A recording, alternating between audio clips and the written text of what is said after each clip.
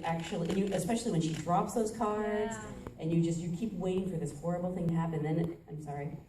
You know, I have to really thank Wash and Rich for the way they organized that day, because I was terrified, because it's a big, long speech, and it's going to be in front of a big crowd of extras, and we had a huge, for us, that was a lot of extras that day, because we were usually just kind of a little tiny group.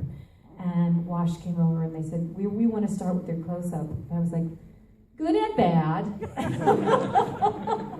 But it was ultimately, it was good, because you get scared that you're going to burn yourself out on a day like that, and it allowed me, I don't know, it just allowed me to be with myself and the speech as we did it. And what I didn't know, because everyone left the room, and I was like, oh, okay, good, what a relief. I can kind of be by myself, and all the extras aren't here, and all the visitors aren't here, and and the producers seemed to have disappeared. Everybody disappeared, and I felt very like it was just nice and calm, and it was just us. And then I finished, and I realized they were all behind the curtain, right behind me, crying, which was also really gratifying too, because they were all crying so hard. We were all like,